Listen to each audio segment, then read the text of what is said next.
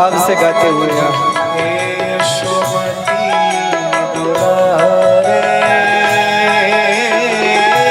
तुम ही मेरे जीवन धन हो, हे यशोमती दुलारे।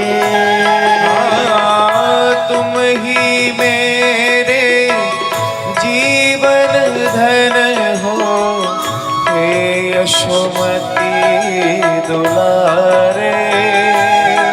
केशवा माधवा हे देवा मधुसूदना। केशवा माधवा हे देवा मधुसूदना।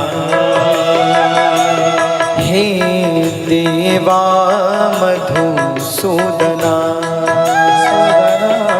हे देवा मधुसूदना।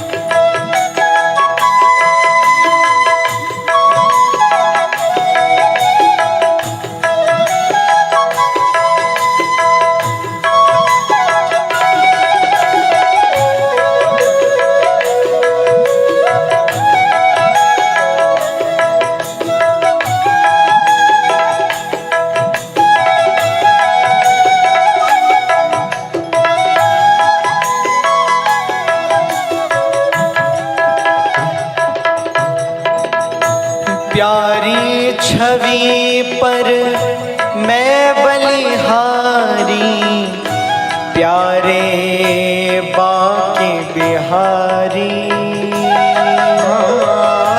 प्यारी छवि पर मैं बलिहारी, प्यारे बांके बिहारी। प्यारी छवि पर मैं बलिहारी, प्यारे बांके बिहारी। प्यारी छवि पर मैं बलिहारी, प्यारे बांके बिहारी। तुझ पे अब तो जीवन हारी, मेरे रमण बिहारी। तुझ पे अब तो जीवन हारी, मेरे रमण बिहारी। हो तुझ पे अब तो जीवन हारी, मेरे रमण बिहारी। तुझ पे अब तो जीवन हारी, मेरे रमण बिहारी। केशवा माधवा हे देवा मधुसूदना। केशवा माधवा हे देवा मधुसूदना। केशवा माधवा हे देवा मधुसूदना। हे देवा मधुसूदना। हे देवा मधुसूदना। हे देवा मधुसूदना। बोले कृष्ण कन्हैया लाल की जय। जय जय श्री राधेश्याम।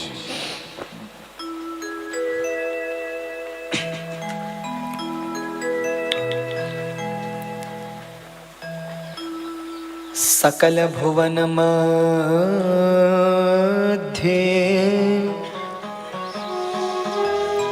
निर्धनास्तेऽपि धन्या निवसति हृदि तेषाम् श्रीहरेर्भक्तिरेका।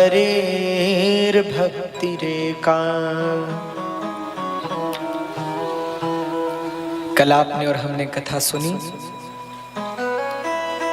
भक्ति सुतौ तौ तरुणौ गृहीत्वा प्रेमैकरूपा सहसा विरासीत्। कल आपने और हमने कथा सुनी किस प्रकार सनकादिक ऋषि एवं श्री नारद जी महाराज के प्रयास के कारण जो ज्ञान वैराग्य जर्जर हो चुके थे, भक्ति महारानी क्लेश से आक्रांत थी, मां भक्ति के कष्ट को सब संतों ने मिलकर के दूर किया, ज्ञान वैराग्य का पुनः जीर्णोद्धार किया।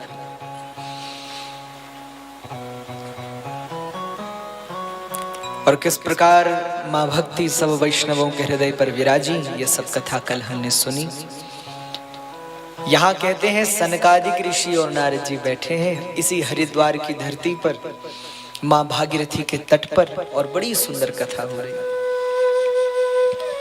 इसी कथा के मध्य में सनकादिक ऋषि कहते हैं, नारद जी,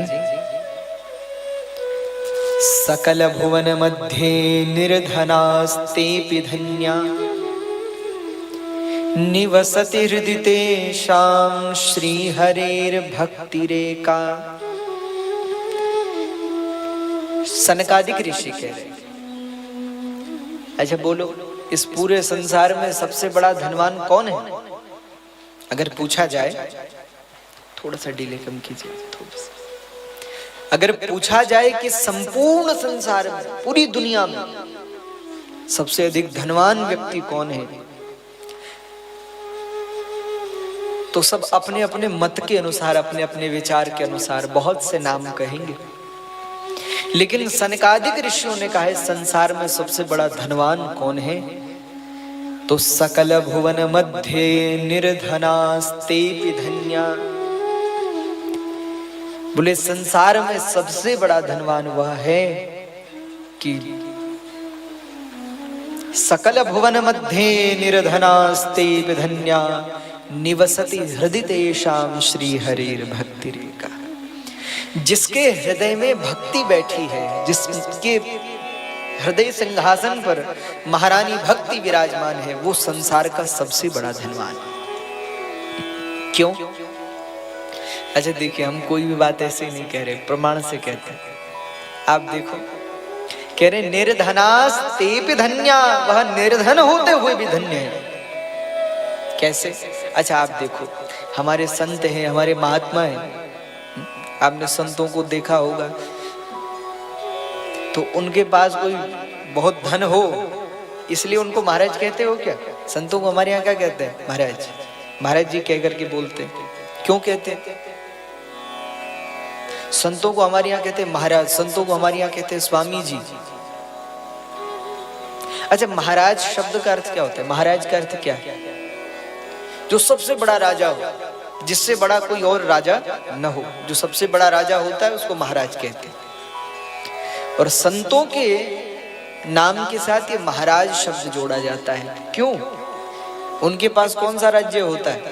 बोलो, संत कहीं के राजा हैं क्या? संतों के पास कोई हाथी घोड़ा सोना चांदी ये सब है क्या? नहीं। तो फिर महाराज क्यों? अच्छा देखो, सबसे बड़ा महाराज कौन है? जिसके अंतःकरण में पाने की लिप्सा नहीं है, जिसके मन में कुछ पाने की इच्छा नहीं है। संसार में उससे बड़ा धनवान कोई दूसरा नहीं। एक कथा हम आपको सुनाए, इतिहास की बड़ी सुंदर कथा है। इतिहास में आपने नाम सुना होगा, एक बड़ा शासक हुआ, उसका नाम था सिकंदर। कहते हैं सिकंदर ने बहुत देशों पर आक्रमण किया और बहुत कुछ लूटा, बहुत कुछ पाया, लेकिन इसी मध्य में उसकी भेंट एक व्यक्ति से हुई और उस व्यक्ति ने उसको बताया कि यहीं बगल में एक महात्मा रहते हैं, बगल में एक तालाब है, उस तालाब के किनारे वो बैठते हैं, बड़े अच्छे संत हैं, एक बार दर्शन कराइए। तो सिकंदर ने सोचा कि चलो हम भी मिलाएं, कौन महात्मा है कौन संत है। तो सिकंदर चल पड़ा और जब चला तो वो खाली तो चलता नहीं था, अपने साथ सेना, हाथी, घोड़े सब लेकर महात्मा जी के पास पहुंचा। तो उसने क्या देखा कि सुबह सुबह का समय है और धीमी धीमी सूर्य रश्मि वृक्ष के पत्तों से गुजरती हुई और महात्मा के देह पर पड़ रही है। सुंदर वृक्ष के नीचे महात्मा जी बैठे हैं और सामने तालाब है, थोड़ी थोड़ी धूप हो रही है, बड़ा सुनहरा, बड़ा सुंदर सा समय है। तो सिकंदर आया और उसने देखा कि महात्मा एक अलग ही आनंद में डूबे हुए, बड़े प्रसन्न हैं और ऐसी प्रसन्नता, ऐसे आनंद को उसने कभी नहीं देखा था, न कभी अनुभव किया था। तो सिकंदर आया, उसने दूर से ही प्रणाम किया, महाराज प्रणाम।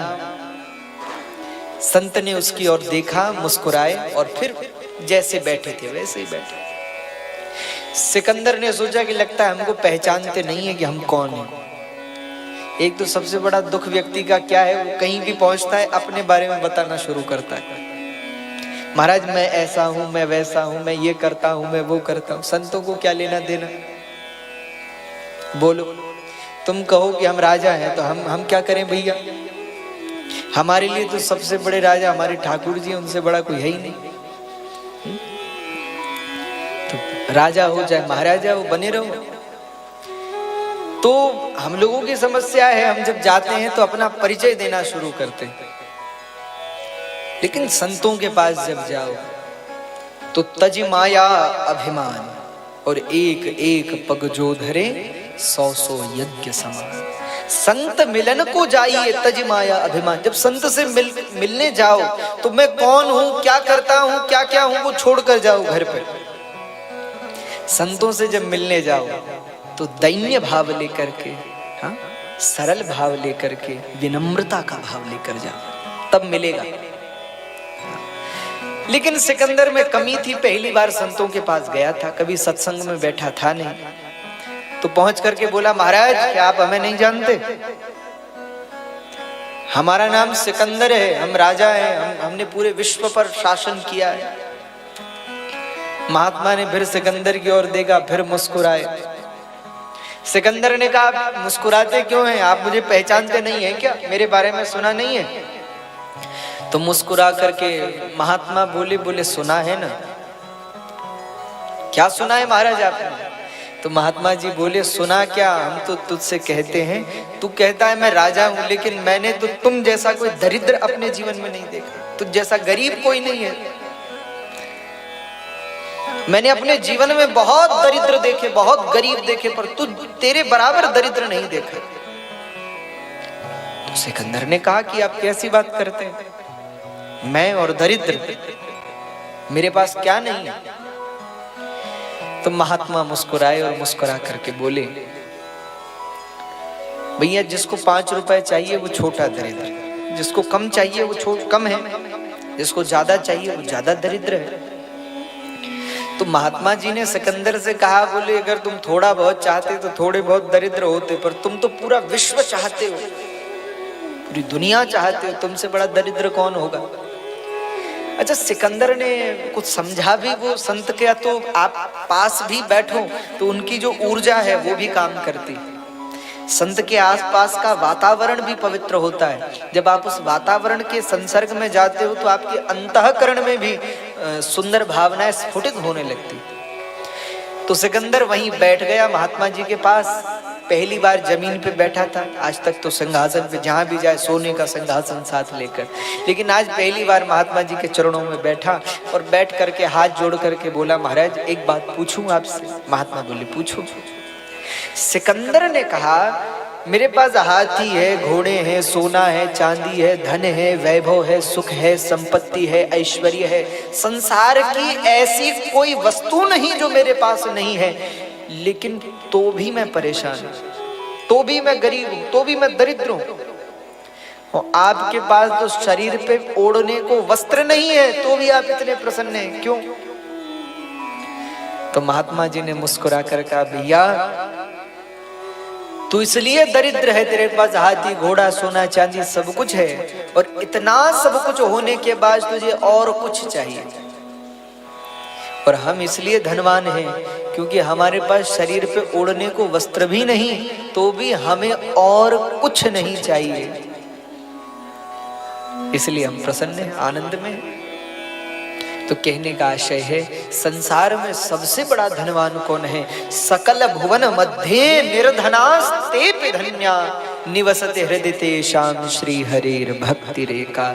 जिसके हृदय पर, जिसके मानस पर भक्ति महारानी विराजमान है संसार में, उससे बड़ा धनवान कोई दूसरा नहीं, सबसे बड़ा धनवान। और अभी आप लोग एक भजन सुन रहे थे, हम तो गाड़ी से आ रहे थे, सुन रहे थे,